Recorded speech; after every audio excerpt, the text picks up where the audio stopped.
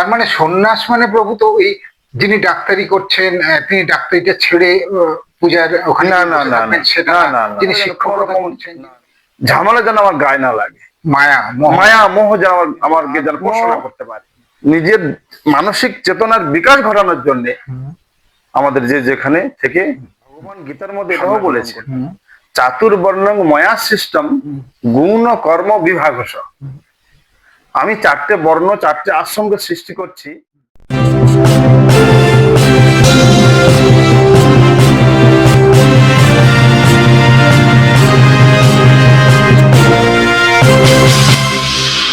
স্বাগতম আপনাদের আমাদের রিয়েল প্রাইম টক পডকাস্ট চ্যানেলে।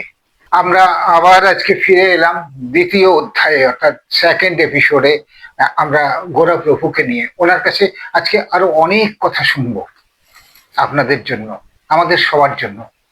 আচ্ছা প্রভু, এই যে আজকের যুগে যে সকল ছোট ছোট বাচ্চা এবং সন্ন্যাস গ্রহণ, এই সন্ন্যাস গ্রহণ এবং সাধারণ মানুষ, এর মধ্যে উপকারিতাটা কোথায়? সন্ন্যাস গ্রহণের মধ্যে সন্ন্যাস গ্রহণের উপকারিতাটা তখনই বোঝা যাবে, সন্ন্যাস মানে কি ত্যাগ। ত্যাগ। এই সন্ন্যাস চারটে আশ্রমের মধ্যে হয়। ভগবান গীতার মধ্যে এটাও বলেছেন, চাতুর্বর্ণং ময়া সিস্টেম গুণ কর্ম বিভাগস। আমি চারটে বর্ণ চারটে আশ্রমকে সৃষ্টি করছি গুণ এবং কর্মের দ্বারা বিভক্ত করে। ক্ষত্রিয়, বৈশ্য, শূদ্র, ব্রাহ্মণ, এই চারটে বর্ণ, চারটে আশ্রম। গৃহস্থ, ব্রহ্মচর্য, গৃহস্থ, বানপ্রস্থ, সন্ন্যাস, এই চারটে আশ্রম। চারটে আশ্রমের থেকে যে যেখানে থেকে ভজন সাধন করতে পারে, ভগবানের জন্য, শান্তির জন্য, নিজের আত্মমঙ্গলের জন্য, নিজের মানসিক চেতনার বিকাশ ঘটানোর জন্য আমাদের যে যেখানে থেকে সন্ন্যাস গ্রহণ করতে পারে। সন্ন্যাস মানে এটাই যে আমার মতো লাল কাপড় নিয়ে সংসার ছেড়ে দিয়ে জঙ্গলে গিয়ে ভজন করা, এটা সর্ব উন্নত মার্গের সন্ন্যাস। আচ্ছা, কিন্তু আপনি সংসার থেকে বৈরাগ্য হয়ে আপনি সংসারের মধ্যে আছেন, কর্মময় জীবনের মধ্যে আছেন, থেকেও আপনার মধ্যে একটা ভক্তিভাবাপন্ন বিরাগ, বৈরাগ্য এবং ভগবানের জন্য একটা মনস্থাপন করে নিয়েছেন যে আমি সংসারে থাকবো, সংসার করব, কিন্তু সংসারে যেন কোন রকম ঝামেলা যেন আমার গায়ে না লাগে, মায়া মোহ যেন আমাকে যেন স্পর্শ না করতে পারে। এটাতে হলো সন্ন্যাস। তার মানে সন্ন্যাস মানে প্রভু তো এই যিনি ডাক্তারি করছেন তিনি ডাক্তারিটা ছেড়ে পূজার ওখানে সেটা না, যিনি শিক্ষকতা করছেন, যিনি ব্যবসা করছেন, তার মানে সেই কর্মের মধ্যে ভগবান সন্ন্যাস নেওয়া যায়। আচ্ছা, কর্মের মধ্যে আপনি যদি শিক্ষক ছেড়ে দেন তাহলে জগতের শিক্ষক ব্যবস্থাটা নষ্ট হয়ে যায়। আপনি যদি ডাক্তারি ছেড়ে দেন, আমি সবার প্রথমে বলেছিলাম যে প্রারব্ধ কর্মফল প্রেরণা জায়গায় আপনাকে কোন পথে নিয়ে যাবে। আচ্ছা, এই জন্য ডাক্তারের ছেলে ডাক্তার হয় না। আচ্ছা, হয় কি না? হয় না, খুব মুষ্টিমেয় হতে পারে।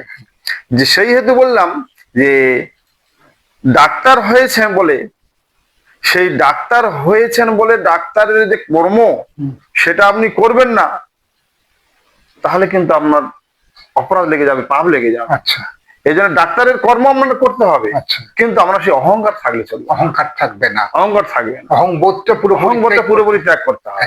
যে আমি বড় ডাক্তার নয়, ভগবান আমাকে একটা কর্ম দিয়েছেন আমাকে করার জন্য, জগতের সেবা করার জন্য, জীবের সেবা করার জন্য আমার এই কর্মটা ভগবান দিয়েছেন, এটা আমার করে যেতে হবে যতদিন আমি বাঁচবো। আচ্ছা, মানে সংসারে থেকে সন্ন্যাস নেওয়া যায় সেটা আপনি বলছেন।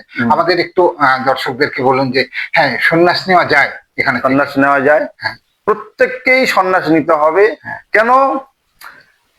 ভগবান গীতার মধ্যে বলেছেন যে এই সন্ন্যাসের মধ্যে মনকে পবিত্র করা যায়, আত্মার উন্মেষ হয় এবং জীবনে নিত্য শান্তি লাভ হয়, সেটাই সন্ন্যাসের মাধ্যমে।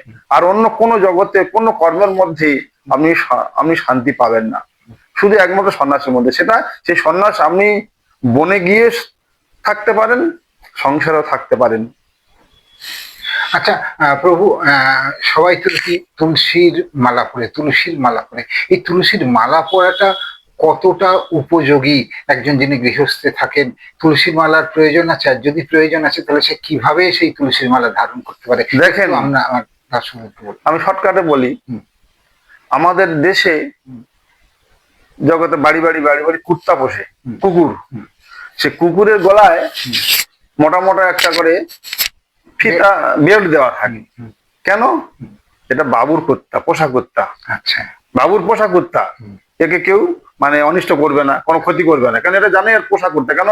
গলায় বড় চেন বেল্ট লাগানো আছে। রাস্তার কুত্তাগুলো কিন্তু বেল্ট লাগানো নাই, ওরা রাস্তার কুত্তা, কেউ ঢিল মারছে, কেউ ইট ছুটছে, কোনো ব্যাপার নেই।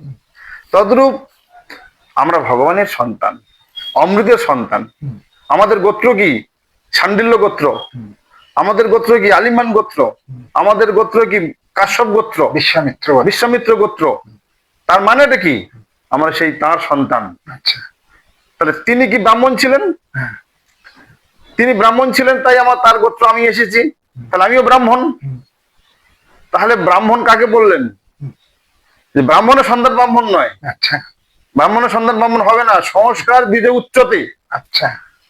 একজন যখন তার সংস্কার হবে তবে সে ব্রাহ্মণ হতে পারে, তার তার আগে ব্রাহ্মণ হতে পারে না। হ্যাঁ।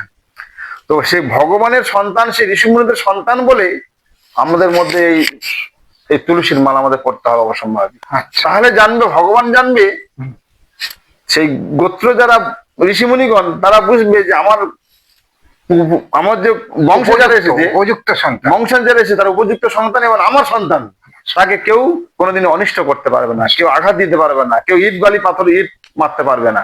তুলসীর মালা পরার উপযোগিতা আজকে প্রভুর কাছে আপনারা শুনলেন। আপনারাও প্রত্যেকে তুলসীর মালা অবশ্যম্ভাবী পড়তেই হবে।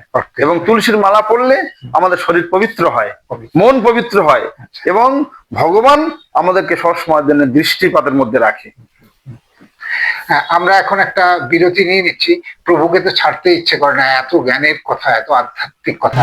আবার আমরা ফিরে আসছি বিরতির পর আমাদের রিয়েল প্রাইম টক নিয়ে।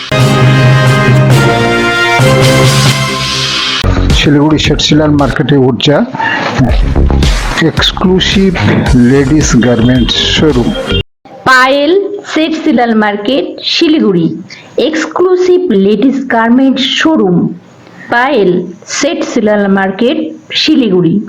এখানে আপনি পাবেন আপনার পছন্দের আধুনিক ডিজাইনের সমস্ত রকমের ladies garments. Payel Seth Srilal market Siliguri. তাই আজই আসুন আপনার মনের মতো পছন্দের পোশাকটি বেছে নিতে। পায়েল সেটসিলাল মার্কেট শিলিগুড়ি। ফিরে এলাম বিরতির পর আবার আমাদের ওরা প্রভুকে নিয়ে। এখন আমরা জেনে নেব আপনাদের জন্য, প্রভু, ভক্তি এবং আধ্যাত্মিক চেতনা এবং কর্মের মধ্যে এর সমন্বয়টা কোথায়? দেখেন, ভক্তি আর আধ্যাত্মিক জীবন আর কর্ম, এই কর্ম আলাদা, ভক্তি আলাদা। ভক্তি যোগ, কর্মযোগ, জ্ঞান যোগ, এই যে গীতার মধ্যে যে যোগ গুলো আছে, যোগ মানে কি? যোগযুক্ত হওয়া। আচ্ছা। আধ্যাত্মিক জীবনের জন্য, আধ্যাত্মিক জীবনের মধ্যে যোগাযোগ, যোগ হতে হবে, সংযুক্ত হতে হবে। যেমন ভক্তির দ্বারা আমি যদি ভক্তি যাজন করি, তাতে আমার স্বীকৃতি হবে। আচ্ছা। তাতে আমার কর্মফল থেকে মুক্তি লাভ করতে পারো। আচ্ছা। কর্মের বন্ধন থেকে মুক্তি লাভ করতে পারো। আচ্ছা। আর কর্মটা হলো, কর্মের পরিণতি কি? দুঃখ। দুঃখ। কর্মের পরিণতি দুঃখ এবং আবদ্ধ। এই জগতে যে আমরা কর্ম করছি, এই কর্মটা যদি ভগবত উদ্দেশ্য যদি না হয়, সৎ উদ্দেশ্য যদি না হয়, তাহলে এই কর্মের মধ্যে আমরা দুঃখ পাবো এবং আবদ্ধ হয়ে যাবো। আবদ্ধ হয়ে যাবো। এইটা হলো কর্ম আর ভক্তির মধ্যে পার্থক্য। আর আধ্যাত্মিক জীবন, আধ্যাত্মিক জীবন হলো আমরা ভগবত উদ্দেশ্যে যে সমস্ত আমরা কর্ম করার জন্য আমরা ব্যস্ত থাকি, এবং সেইভাবে আমরা নিজেকে মানসিক শান্তি লাভের জন্য, নিজের শান্তির জন্য, সুখের জন্য ভগবত যে উপাসনা করি, সেটাই হলো আধ্যাত্মিক জীবন। আধ্যাত্মিক জীবন। আপনারা শুনলেন আধ্যাত্মিক জীবন এবং ভক্তি ও কর্মযোগের কথা। সংক্ষেপে উনি বললেন, এটা তো আর এই ছোট্ট 5 মিনিটে হয় না। উনি যেটা বললেন আপনারা নিশ্চয়ই শুনলেন। এরপরে আমি জানবো যে আজকের যুগে শ্রীমদ্ ভগবত গীতা কতটা প্রসারিত হতে পারে এবং তার ফলাফল এবং সুফল কি পাওয়া যেতে পারে। তো একটু প্রভু বলুন আমার দর্শকদেরকে। দেখেন, গীতা পাঠ আমাদের কাছে সব থেকে শ্রেষ্ঠ বস্তু। গীতা সর্বজনমান্য এবং ভগবানের মুখনিসৃত বাণী গীতা। সে গীতার মধ্যে বলছেন যে মল নির্মল চলাঙ্কুংসাং জল স্নান দিনে দিনে সকৃত গীতাম ভাজে সংসার মল না আসন। যেমন আমাদের স্নান করলে শরীরের মল দূর হয়, তদ্রূপ যদি আমরা প্রতিদিন গীতারূপ জলে স্নান করতে পারি, অবগাহন করতে পারি, তাহলে আমাদের এই সংসারের থেকে আমরা মুক্ত হয়ে লাভ করতে পারবো। আচ্ছা, এই জন্য আমাদের প্রত্যেকের গীতা অবশ্যই আমাদের গীতার মধ্যে আমাদের প্রবেশ করা অত্যন্ত দরকার। যেমন ভগবান বলছেন, সর্বধর্মান পরিত্যাজ্য মাম একং শরণং ব্রজ অহং ত্বং সর্ব পাপেভ্য মোক্ষয়িষ্যামি মা শুচ। ভগবান তিনি অর্জুনকে লক্ষ্য করে আমাদেরকে উপদেশ দিয়েছেন, সর্বধর্ম পরিত্যাগ করে তুমি আমার চরণে শরণাগত হয়ে যাও। আচ্ছা, এবং আমি তোমাকে কি করব, অহং ত্বং সর্ব পাপেভ্য, আমি তোমাকে সমস্ত পাপ থেকে মোক্ষয়িষ্যামি মা শুচ, মুক্তি করে দেবো। শোক করো না, আমি নিঃসন্দেহ বলছি, তুমি অবিশ্বাস করো না, আমি তোমাকে সমস্ত পাপ থেকে মুক্তি করে দেবো। এই জন্য ভগবান গীতার মধ্যে বললেন, মনমনা ভব প্রভুকে নিয়ে মজ্জাজি সাথে ততক্ষণের জন্য তুমি আমার ভক্ত হও, আমার ভক্ত হয়ে যাও, আমাকে মন দাও, আমাকে ভক্তি করো, আমি তোমাকে সমস্ত দিক থেকে উদ্ধার করবো। আচ্ছা, হ্যাঁ, আপনারা শুনলেন শ্রীকৃষ্ণ নিজে বলছেন, অর্জুনকে উদ্দেশ্য করে না, অর্জুনকে বলছেন, আমাদের জন্য বলছেন যে তুমি আমার কাছে মন দাও, আমি তোমাকে উদ্ধার করব। তার মানে আপনাকেও বলছেন উনি যে তুমি এই কৃষ্ণ চেতনা নিজের মধ্যে নিয়ে এসো, তাহলেই তুমি মুক্তি পাবে। আজকের মতো আমরা এখানে শেষ করছি। গুরুদেব কৃপা বিন্দু দিয়া কর এই দাসে তৃণপেক্ষায়তিহীন সকল সহনে বল দিয়া কর নিজ মনে স্পৃহাহীন।